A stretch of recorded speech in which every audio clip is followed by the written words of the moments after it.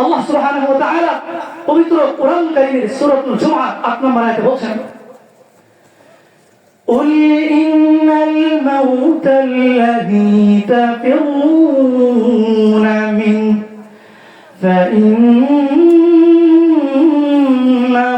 ملاقيكم ثم تردون إلى عالم الغيب والشهادة فينبئكم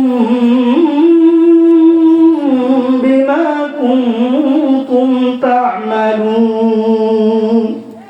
আল্লাহ তাআলা বলেন, হে নবী, আপনি আপনার উম্মতদেরকে জানিয়ে দিন, যেই মৃত্যু থেকে তোমরা বারবার পলায়ন করবার চেষ্টা করছো, যেই মৃত্যুকে তোমরা এড়িয়ে চলবার চেষ্টা করছো, যে মৃত্যুর স্মরণ থেকে তোমরা দূরে সরে আছো, সেই মৃত্যু কিন্তু তোমাদের কাউকে ছাড়বে না, তোমাদের প্রত্যেককে সেই মৃত্যু পাকড়াও করবেই করবে। ঠিক না বলুন?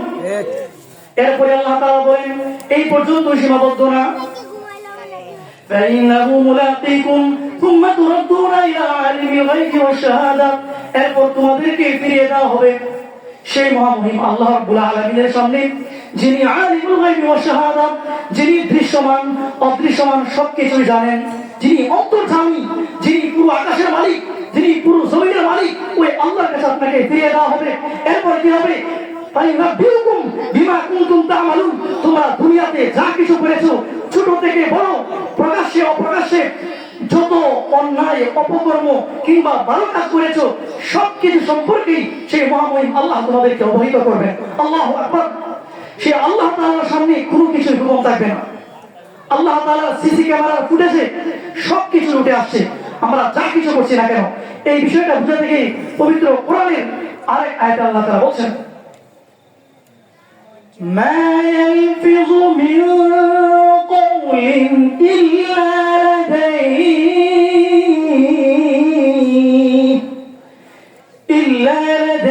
রাকীবুন আতীদ।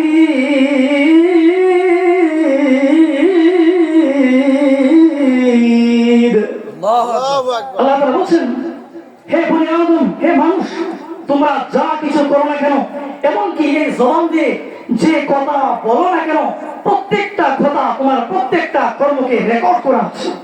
আল্লাহ পাকের সিসি ক্যামেরার ফুটেজে তোমার প্রত্যেকটা বিষয়কে, প্রত্যেকটা কাজকে ওখানে সংরক্ষণ করা হচ্ছে।